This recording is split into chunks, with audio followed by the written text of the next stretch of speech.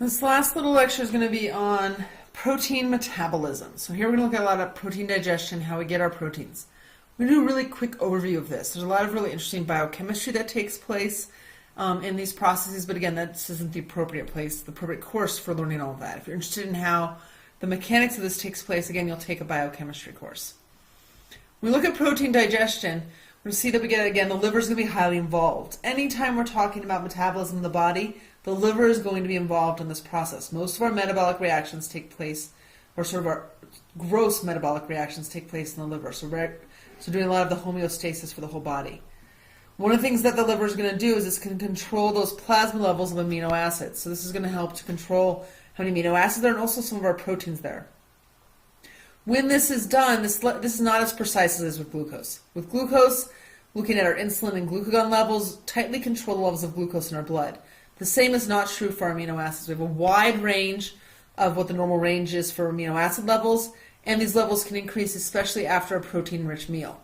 So we can see wide variation in what these amino acid levels are. The liver is going to then use those amino acids to make those plasma proteins, and it's also going to use them for gluconeogenesis, so for making new glucose so we can keep the brain going in starvation states. We're also going to be using this to make our plasma proteins. So we talked a lot about these when we looked at transport across or transport of fluids out of our capillaries. We also talked about our plasma proteins back when we talked about the composition of the blood. In the liver, one of the two big things that we're going to talk about here is a couple things. We're going to talk about something called deamination. So this word right here, again, break these words down. These metabolism words you don't have to memorize because you can break them down. This word right here looks like amino. Our amino group is that NH3 group that's attached to the amino acids. So this is our nitrogen group. This, when we're doing amino acid catabolism, so breaking down our amino acids, if we're going to use them for energy, we have to get rid of the nitrogen. All of our aerobic respiration reactions are all based on carbon. There's no nitrogen involved in any of those. So there's no nitrogen in aerobic respiration, right?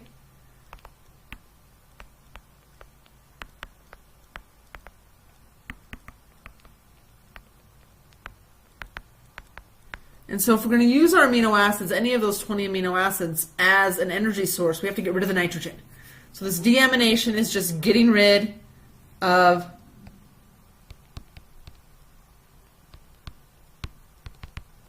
that amino group, getting rid of nitrogen.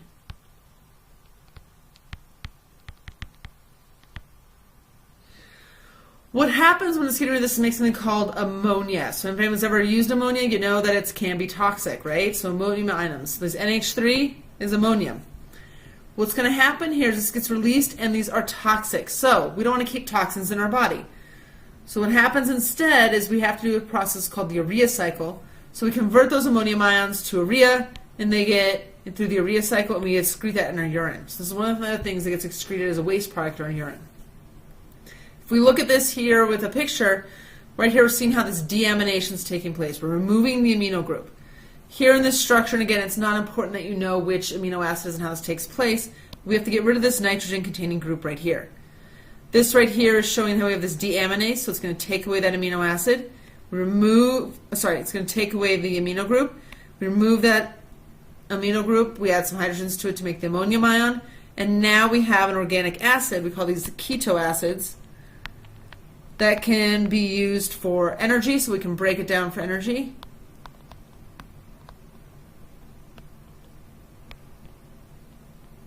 And depending on which amino acid we're looking at is going to determine where it's going to enter in that cycle.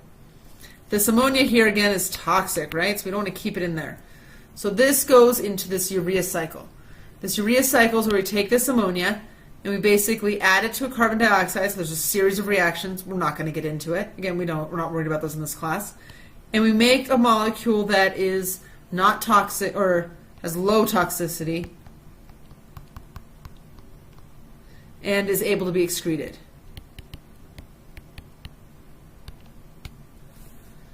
Okay, so the other reactions that we're looking at here, I think there's a way for me to, whoops.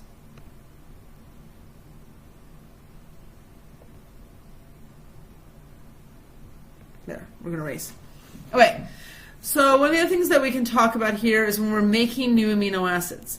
When this is done, we're using this called transamination. Again, big word we don't need to memorize because we can break it down. So trans is like transverse, to go across, and amination. So we're moving amino groups.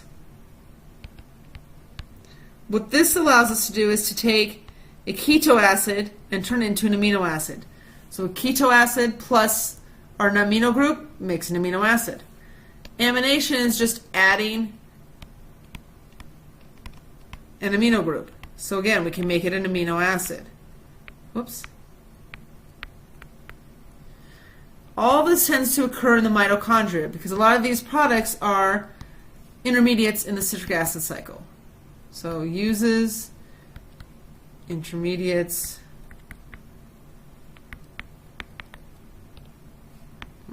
from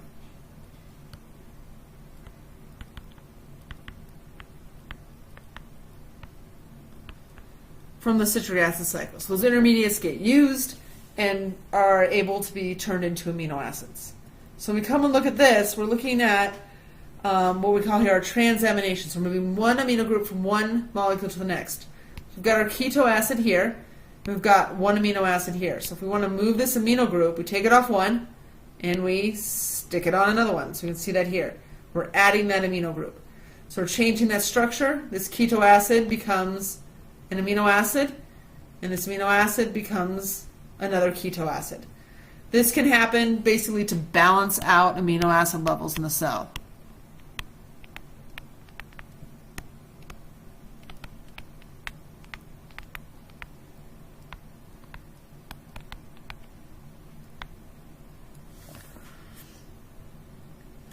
The other way that we get amino acid synthesis is we can use ammonia, stick it on a keto acid, and make a amino acid. So we've got a keto acid plus our ammonia, and we get an amino acid. And so all these things, when we're looking at our amino acids, is all about moving around those amino groups, those nitrogen-containing groups, in order to create our amino acids. All the amino acids that we can create this way are our non-essential amino acids. And by creating those or changing the structures of these to make the right levels, this allows us to maintain homeostasis, allows us to build the right proteins so the cells can continue to function.